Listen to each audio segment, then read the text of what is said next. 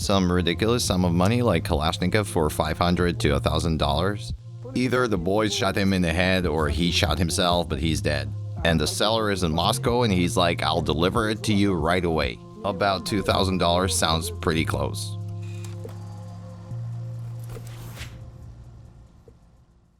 Hey everyone, great to see you here. Welcome to a new People Pro video. I'm wearing camouflage today and we have Uncle Valera in our studio, a widely known person in narrow circles, and we're talking about firearms. Hey guys, what's up? My name is Uncle Valera. Let's talk about firearms, and the primary subject will be the arms trade. We're also going to touch upon the topic of illegal ownership. So a few words about me. I myself have never sold arms, never sold anything to anyone. Only once I legally sold a hunting rifle to my brother. But it happens that I know this subject a little, so I have something interesting to tell you, and I'd be happy to share it with you. Let's start with weapons as a phenomenon in general in Russia. Well, weapons in Russia and actually in the whole world as a phenomenon have always been there. Since the beginning of time, everyone used it, like a spear, a stick, a club. Now it's already the 21st century, but even before, firearms have always been in great demand. So first of all, of course, weapons are used to kill their own kind. The second most frequent case, they're used to intimidate, to show who's a sheriff, who's in power, so that anyone would understand. And the third case, and I put it last for a reason, because hunting was impossible to live without back in the day, but now you can actually survive without it. So these are three main cases when weapons are used. And as for the killing, it can be either like murder, a criminal case, or it can be at war, a special operation. These things happen. People shoot at each other. We all understand it. And what is the perception of weapons by society, like the attitude towards it, based on your experience? Well, the attitude of society in Russia towards weapons is very cautious. Almost 100 years of Soviet power have passed in our country when only the security forces had weapons. Civilians maybe only had hunting rifles, and the general attitude was you shouldn't have one. And in general, an armed citizen or an armed security official are perceived with caution. Like if a security officer with a gun is more or less natural for everybody, then a civilian, be it a criminal or just a person who keeps a weapon in store, people in general frown upon such person. Yeah, just yesterday there was an incident when some dude shot an FSB agent with a semi-automatic. Yeah, there was another crazy case of shooting the other day with civilian having a semi-automatic. So this asshole put a lot of legitimate owners of weapon in trouble, set up a lot of people, and shot a few guys for no reason. An outrageous situation, and it's for real. But guys, guns don't actually kill people, it's the people who do.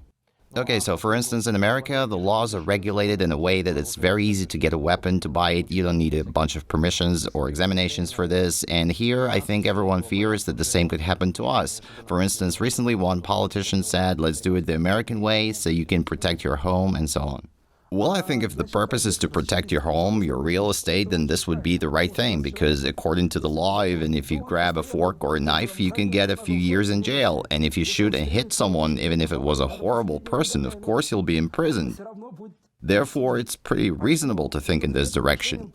But you need to be really smart about this, because concerning the weapon culture in Russia, people don't have any experience of using it, because weapons became something big only under the Tsar Nicholas II, but it escalated quite quickly when the Tsar, along with the entire royal system, were overthrown, and after that only hunting weapons remained in use, although there were times in the Soviet Union when you could buy a gun together with sporting goods. But if we're talking pistols, people can get them here at the same time in America you can.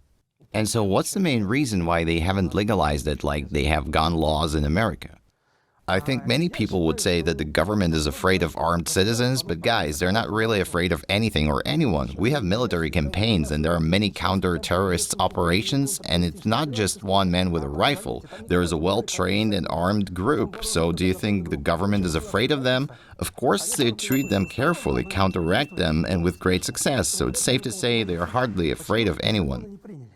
So why these laws never passed? I think our politicians are simply lazy, and they're not really interested in developing the arms market. There is not much money there, so I think it all comes from being lazy, although the percentage of armed people is really high, like 4.5 million. It seems large, but the dynamics of buying and selling is not high enough. I mean, compared to the US, where the number of units is more than the population itself. So there are more guns in America than people. Yes, and if I'm not mistaken, almost twice as much. So if you estimate the population number is about 250 million people and the guns per capita, there are about 500 million registered guns. I may be wrong, but the statistics say so. So if we put aside the old people and children, it turns out that each adult has several guns or pistols registered. No, not every adult, but the thing is that many adults have 2 to 10 to 15 registered guns and they're amateurs and there's a whole infrastructure there. If you want to shoot, here's a shooting range for you, other entertainments, tournaments, competitions, and you can shoot and enjoy it. Of course, they shoot each other more often there as well, but the population in America is larger as well. So how many people are there? 250 million, and we have 140, and the criminalization of society is higher there still. Do you think firearms should be allowed, or should the state make it easier to buy one so that more people in the country can own one, or leave everything as it is? For now, I would leave everything as it is and put all the resource into the development of the gun culture. I mean, public events, shooting ranges, sports events for riflemen. In Russia, the gun culture has just begun to develop, especially safety measures. There's no such thing here. On the hunt, in the army, somewhere else, people get shot all the time. So we really need to develop the gun culture and only then start thinking about allowing people to buy a pistol. In fact, the Russian arms market is rich. You can buy almost any machine gun, Kalashnikov or the type. The only difference is there will be no autofire, so you can't shoot in full burst. You can only shoot single rounds, and you can get any magazine for it, even cartridges for 70 rounds. Can you imagine how much trouble it can cause?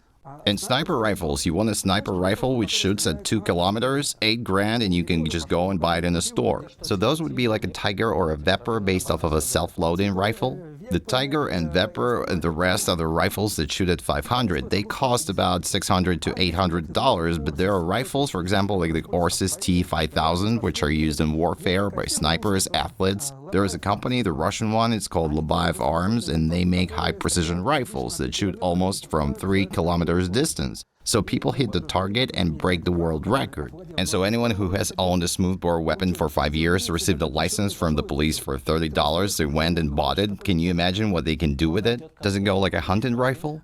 Yes, all of that is certified for civilians as hunting equipment or less often as sports equipment, but it's getting more difficult. It's easier to buy it as a hunting one and then do sports with it. Therefore, the market is saturated with anything but pistols in Russia. It's not hard to get. You issue a certificate, you receive a hunting ticket, $170 roughly, and a couple of weeks, and you can go to the store to arm yourself, for starters, with a rifle.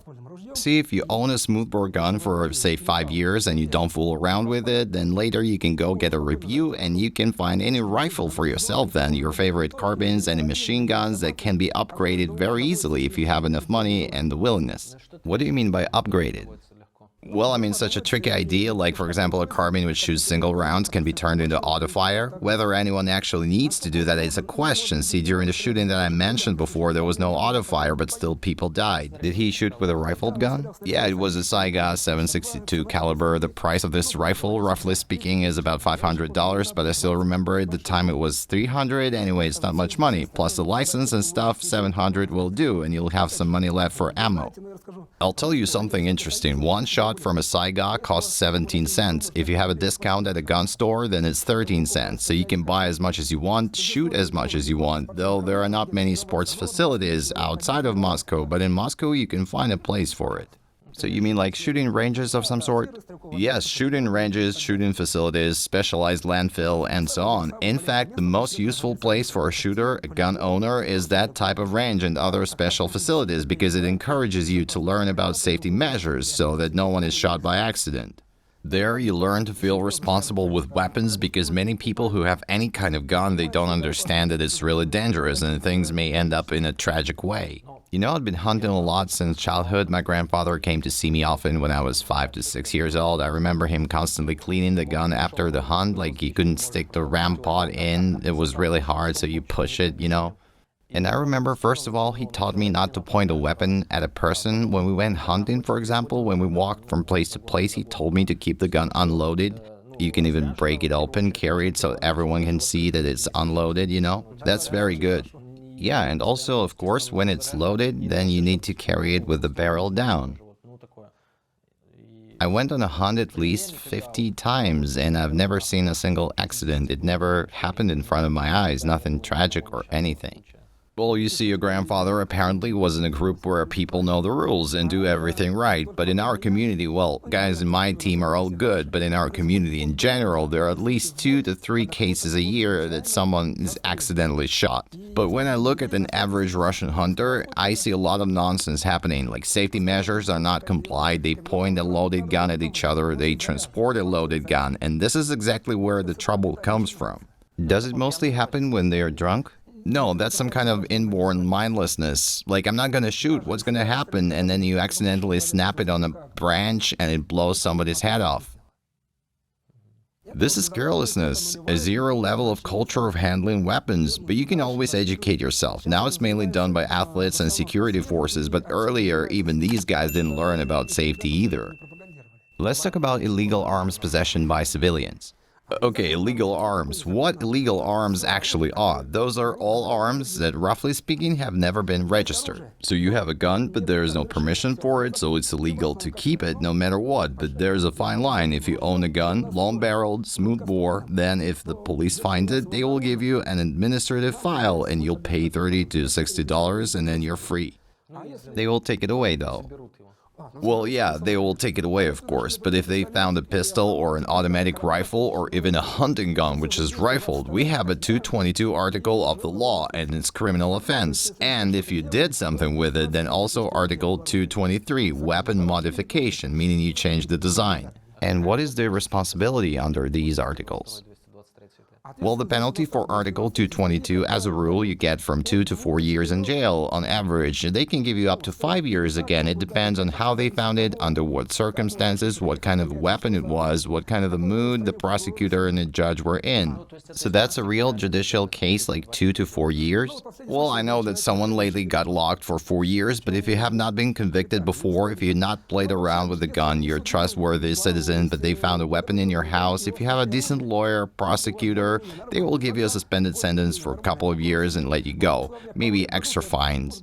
I mean, they won't treat you like a total criminal, but there are different situations. For instance, a respectable family man was gone for 4 years, although they just found a pistol barrel, but they knew what he wanted to do with it. He was gonna make a weapon out of it. So back to illegal firearms. Who are the main consumers of illegal weapons? Well, first of all, the ones who buy it for some kind of business. Those would be criminals, and they're going to have someone shot with it or, again, defend themselves. For example, some money launderers, let's say someone has a large suitcase full of money and there he walks with it, it would be much safer to have a gun or a support group also with guns, to solve problems or get rid of someone in particular.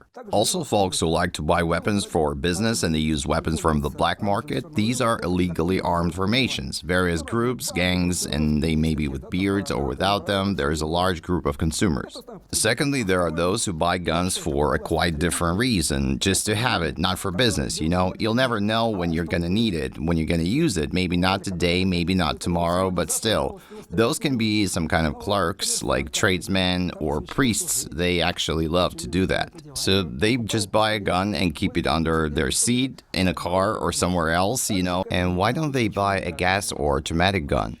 Well, it's obvious that if you're being seriously threatened, a gas or a traumatic pistol won't help you at all. And if you're not being threatened very much, you can buy a pepper spray, mace, or punch them in the face if you can, run away, negotiate. So if we talk about a gas and traumatic pistols niche, I don't know what kind of conflict there should be where they can be used.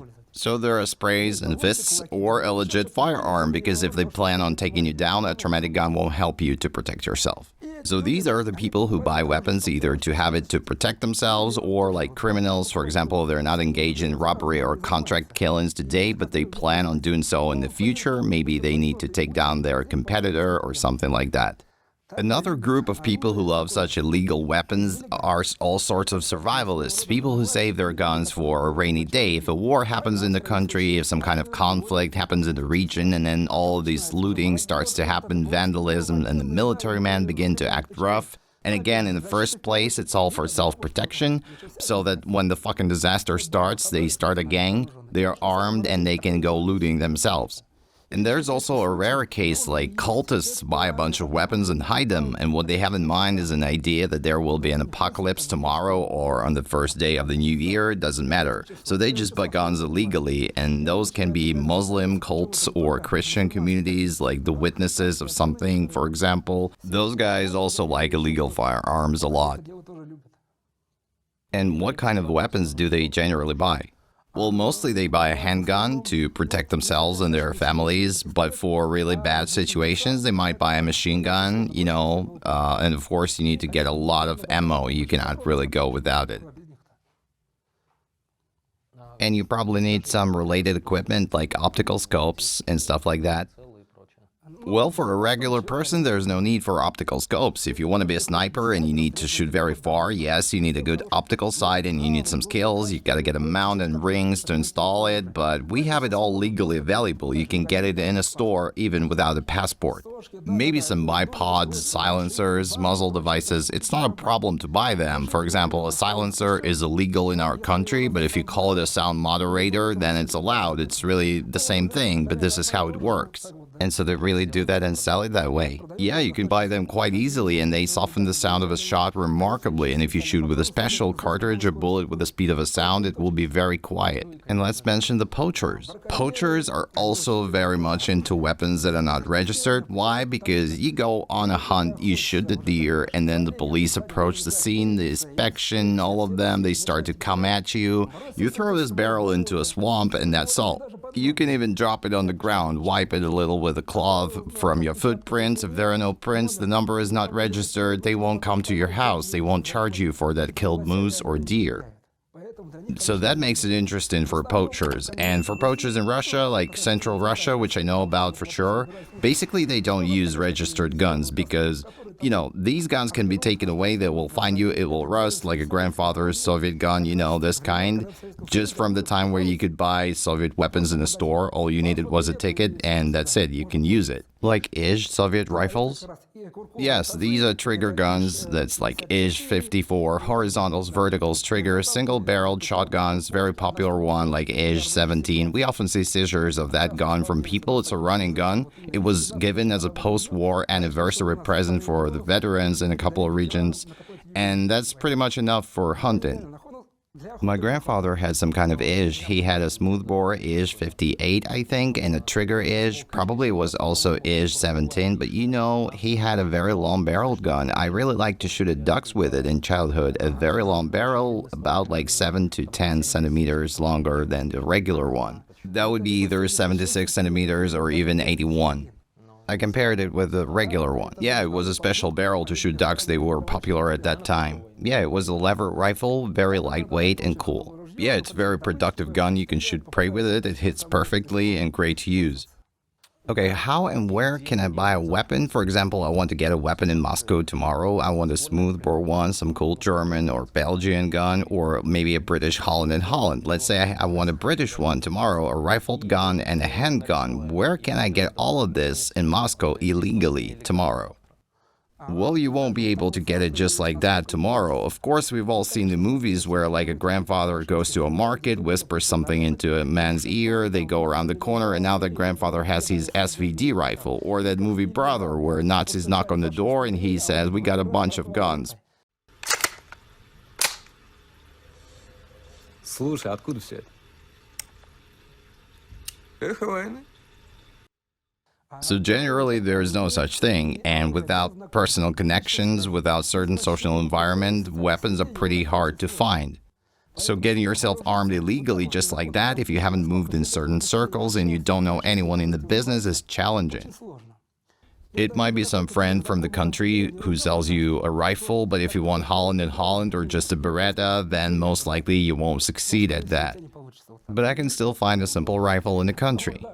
Yeah, that's the easiest option again for the countryside mostly if you are an affiliate in that place. Like you have some relatives there? Yeah, relatives that know you. Some young guys are just like, I'll go to the country, buy all their weapons and I'll be good. No, you won't be good. Why? Because no one knows you in that place and they have a TV in every house and grandpa has already watched some crime documentaries and news reports and he will rather turn you in to the cops and you're gonna have to explain to the police that you didn't mean any harm. Therefore, purchasing weapons is always some kind of special social environment. Maybe earlier you could do it that way, but now that door is closed. Maybe there was some lieutenant everyone knew somewhere he threw machine guns over the fence. I didn't see it for myself, but the rumor has it. Or you could just know some chief of the police who could shuffle some info about weapons storage, but that's how it was in the 90s. Now it's over. Now weapon trafficking is very limited for a narrow circle of people. But again, many will say, we'll just buy weapons on the dark web. Yeah, I was just gonna say they will use the internet then. Well, the problem is that 90% of the time if you buy weapons on the internet, you will be deceived. Especially if you live somewhere in the east of Russia and the seller is in Moscow somewhere. Of course, he's gonna tell you, like, he will bring it to you, he will hide it and let you know. But everyone knows that the weapons are not so good to carry around the country. So they will just take your money, like half the price, and that's it. There was a story one interesting person told me about from the security forces. He knew one guy from Dagestan. He tried to buy a gun from the dark web 3 times, and 2 times he crucially needed to get a Glock. But the 3rd time he wanted to buy just any gun. The point is, he still doesn't have a gun. That's why they say on the internet that someone bought it somewhere, but take a look at the criminals in the illegally armed formations. Most of them are currently armed with modified weapons out of blanks, out of replicas, and so on, or maybe some kind of like rusty old stuff.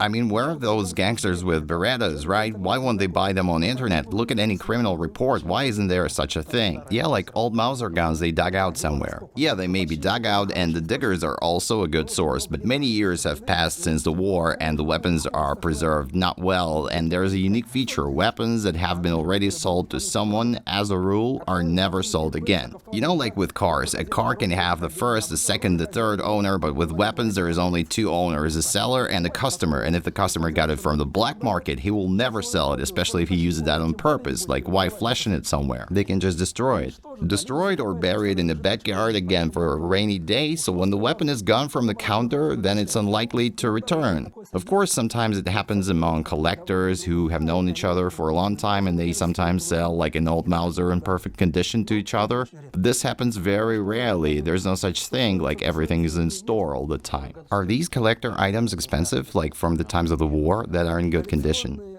Well, collector's items from the time of the war that are in good condition are, of course, expensive. And if they are working, not rusty, and without documents, the price starts from $1,500 to $3,000. But you need to check it because it may be damaged, rusty, although there are some excavated rifles, not collector items. But they are cheap. It depends on what kind of digger you might find. You mean the kind of rifles that Soviet army had? Yeah, that's right. Is that a 3-line rifle? Yes, absolutely right. Why is it called 3-line, by the way? It's called 3-line because before, 1/10 of an inch was 1 line. I don't remember why they were called lines though, but 1/10 of an inch is the line, and 7.62 is its caliber, and it's just 0.3 inches, so that's why there are 3 lines. For example, a Berdanka rifle, there were 4 lines that had more than 10 millimeters caliber. So it's just an old name, but it's still in use. It's the way we remember it, and we call it that. Okay, so where can I get a gun then? If we found out that buying on the internet will be a scam, and I knew a guy, by the way, who sold guns on the internet, he was also a scammer, so he didn't really sell anything to anyone. Yes, this is all made up, this is a scam, but still people never learn. I mean, since 2002 there were such websites for buying weapons, and even then scammers deceived those poor people. 20 years have passed since that moment, and fools still exist in Russia. Some fools got scammed, grew old, drank themselves to death, and the new ones appeared. Now it's their turn to get scammed. Like, an idiocy in nature is certainly funny. Okay, so back to what you were asking. If you want to arm yourself, the easiest and the most reliable way to go about it would be to get or make your own weapons made from a blank or a replica. And this is all done pretty easily nowadays.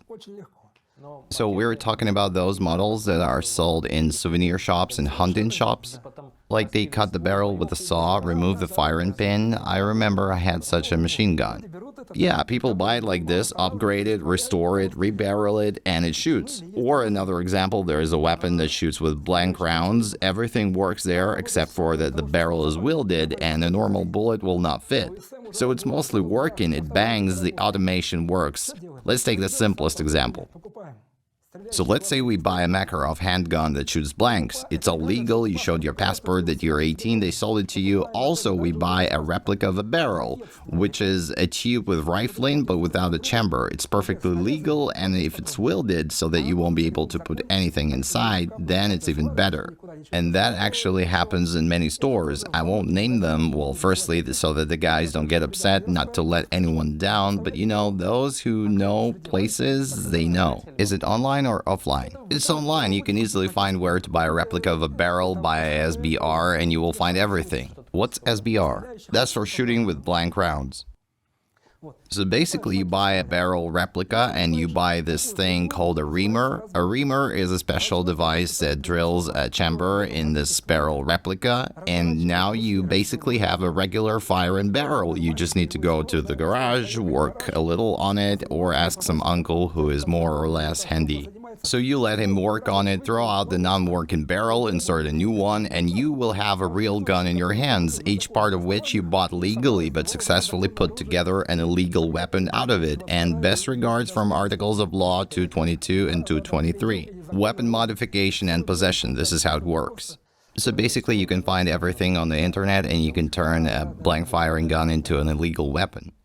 Yeah, it just takes a little longer than just going to a market, getting a gun and cartridges right away. As for the cartridges, by the way, there is an interesting point.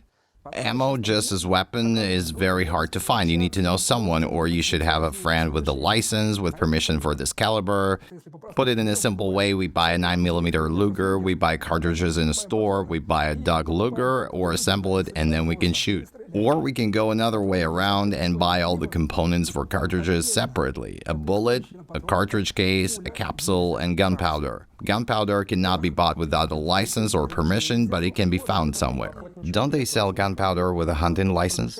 Only with a permit for weapon, like if you have a two-barreled rifle, then, well, gunpowders are actually quite different.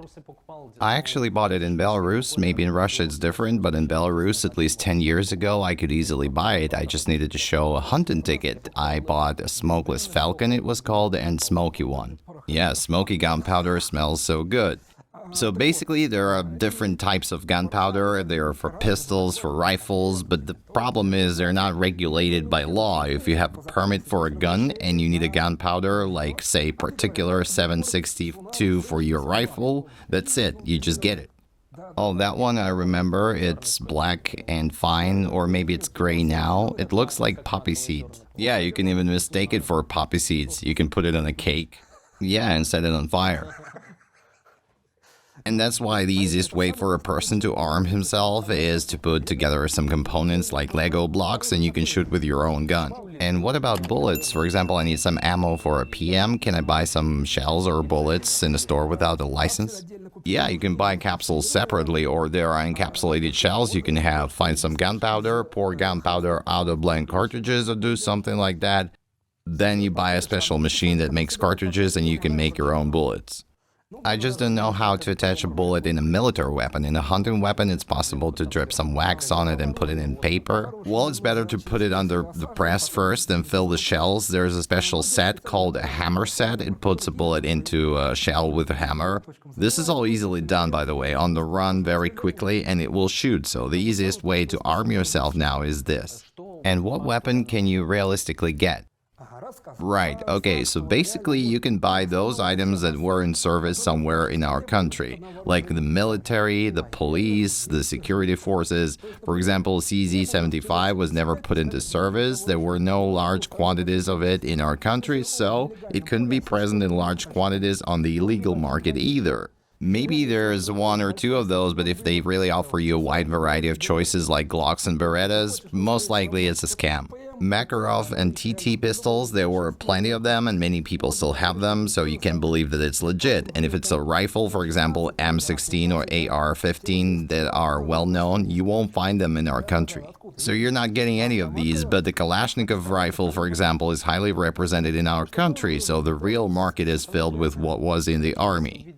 So basically, if you see a 6-hour or an Austrian Steyr on the internet or an AWP from Counter-Strike, yeah, you are most likely being scammed. I just often see it in messengers or somewhere else, all these traders, first they ask you what you need and you name it, some very rare items, which most likely they don't even know about, but they say we have everything and we will deliver it to you. And that means they got nothing for sure. Scammers that play smarter, they say we don't have this, we don't have that, but maybe this one. So basically legit arms are the ones that were in service, everything else is a myth. And are any cold weapons in demand, and what for? Well, cold weapons are in demand mainly among the collectors because a person who needs to kill someone will just grab a hatchet or get some kind of tactical knife in the store, buy it on the internet, And cold steel, which is really illegal, is either historical cold steel or some items that were used in some kind of service, something like that. But basically no one really deals with trafficking of cold weapons, even the security forces, because it's just not serious. Like someone got a pistol, this is definitely a dangerous person, and whoever bought some army knife, he'll probably do nothing with it. So how do you understand that you are being scammed or deceived when you try to buy a weapon, whether it's on the internet, on the market, or somewhere else? Well, first off, if a person is not familiar with you and they agreed very easily, most likely they are lying to you and they will blacklist you after you pay. Or if a price is too low, lower than the market value, this is also probably a scam. Let's say a Kalashnikov rifle, illegally purchased in Russia, costs somewhere around 1600, 16 to 2500 is its normal price. And a Kalashnikov for 500 is most likely bullshit and scam. And I already mentioned that if you're being offered anything of what you want, there is no such miraculous seller like an arms dealer who has any weapon in stock. The thing is that normally they have a limited range, like 2 to 4 items that they will soon run out of. So these are the basic principles by which you can understand that you're getting scammed. And delivery as well, right? Yes, I already said that delivery to any corner of the country is all nonsense, no one will deliver it, and the interest is too low to deal with all of this. These are not drugs that are brought from whatever place possible, from South America, from the Caribbean Sea, but no one will do the same with weapons. The sentences are real, the problems are real, but the profit margin is quite small. Okay, so how much do you have to pay to buy a Glock in Russia, for instance? Well, Glocks were in use in Russia once, especially in the Caucasus, and these Glocks were assembled in the United Arab Emirates. I still can't understand if they're fake, but a Glock will cost closer to 3,500, so $3,000. Well, from $2,000 if, say, your own uncle gives it to you for cheap, but the price then goes to $3,500, and a Glock for $1,000 and a Glock for $1,500 is bullshit. I get it, so the price should be from $2,000 to $3,000. Yes. And why is it so popular and so hyped? Is it just because it has a plastic frame and it's not detected by cameras at the airport? It's pretty well detected at the airport, and moreover, the workers at the airport, they're smart and they understand, they know the deal, they know how to identify a gun. Well, basically, it was just a popular machine thanks to the movies, the internet, and computer games. Any movie, any computer game will always let you shoot with a Glock or let you look at it. That's basically the reason why it's so popular among the shooters. It's a reliable, good weapon. Athletes who usually shoot with pistols love it very much, and all in all, it's just a really good pistol.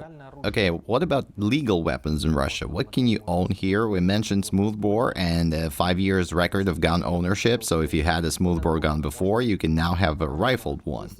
Yeah, after 5 years of owning, you can have a rifled and practically any type of so-called Kalashnikovs or Soviet AKM, which are brought to civil status, and these can be machine guns like $4,000, and you can put Maxim machine gun in your office and you will be like king of the world, but according to the law, you have to keep it in the safe still.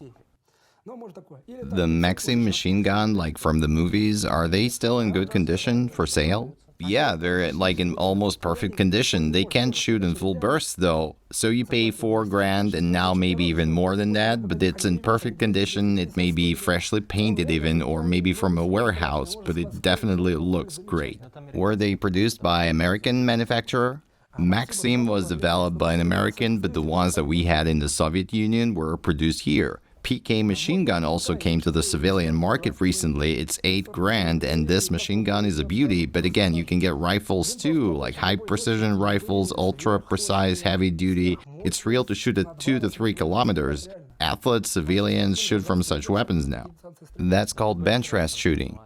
Yeah, this is bench rest and sniper, and there are lots of disciplines in precision shooting, and many people participate, a quite sufficient number. They get together, they shoot, they go to tournaments several times per year in our country, and there's one famous tournament in Smolensk. So what else can you buy? Any carbines, household rifles, military rifles. Now the sanctions have much worse influence on this market since 2014. There are very few foreign gun items. Before the sanctions, there were a lot of American and Belgian carbines. You can get anything you want. But now there are fewer choices, but it is what it is. You mentioned machine guns. On what grounds will they sell it to me? Let's say I want a Maxim for myself. They will sell it to you as a hunting carbine, a Maxim on wheels with a shield, and that would go as a hunting carbine. According to the documents, right? Yeah, right. Okay, so a hunting carbine Maxim, and what if I want to hunt deer with a handgun? Well, we don't have so many pistols in our country, even if you have the right to buy a rifled weapon. Anyway, short barrel pistols are still banned in our country. And can I convert a gas pistol into a combat one? Only some items. I just had a gas pistol, this huge, like double eagle. It's just like this, it's like the Desert Eagle. You cannot change it, I know this gun. I've heard that it has some kind of aluminium alloy. Yes, they're either made of a really shitty metal or they have lowered strength characteristics. Everything is designed so even if you assemble it technically, you will fire like 1 or 5 shots and it will just fall apart. There is not enough strength for combat ammo. Like, this is how it's made. The designer has calculated any outcome on purpose. Yeah, but with blank weapon, you see there's enough strength to rebuild it. Okay, but if you rebuild it, and as you say, with this barrel substitution method, will it be possible to shoot it for a long time then?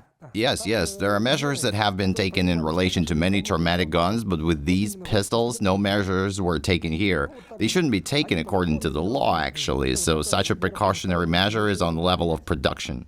Like if we decided to make it as close as possible to a combat one, that it would have the greatest collection value, authenticity, there is enough strength for that in the blanks. And can a traumatic weapon be modified?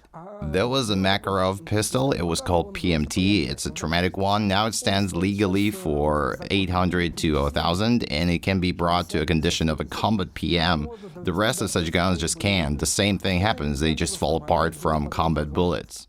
So it turns out it makes no sense buying a traumatic gun for $1,000 and rebuilding it. Yeah, of course it would be cheaper to assemble these Lego blocks. It's illegal, yeah, but it's easier and simpler. Yeah, but again, we must remember that weapons are not toys. I had 2 grandfathers, one is okay and the other one left blind for the rest of his life. During the war, they took apart some ammo cartridges, threw them in the fire, and it all blew up. Someone got killed and my grandfather went blind.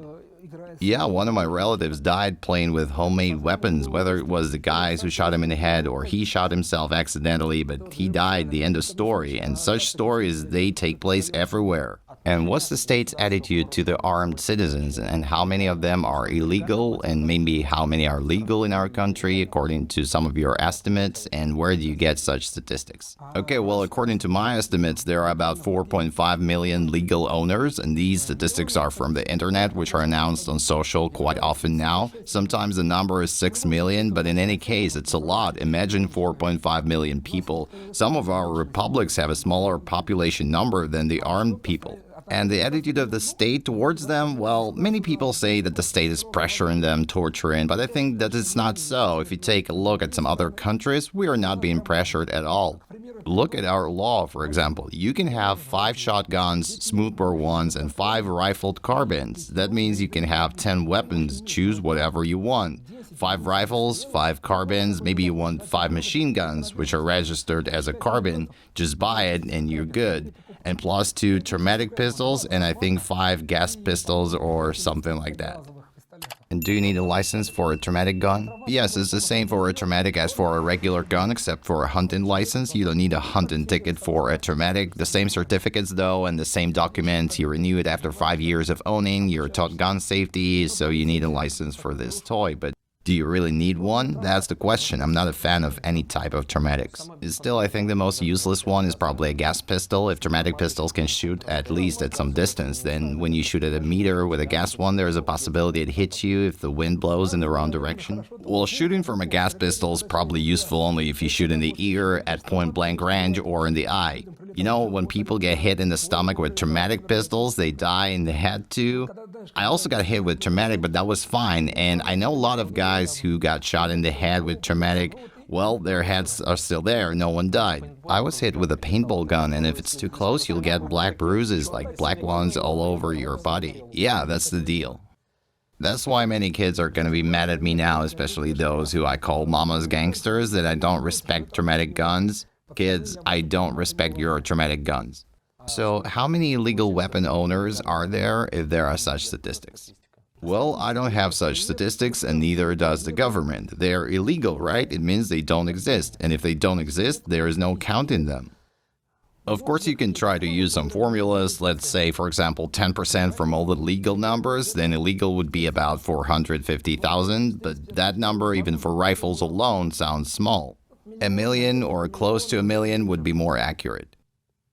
Again, there are lots of weapons, say in the Caucasus, in the east of Russia. There are illegal rifles and carbines, and the thing is that people have always had such a way of life there.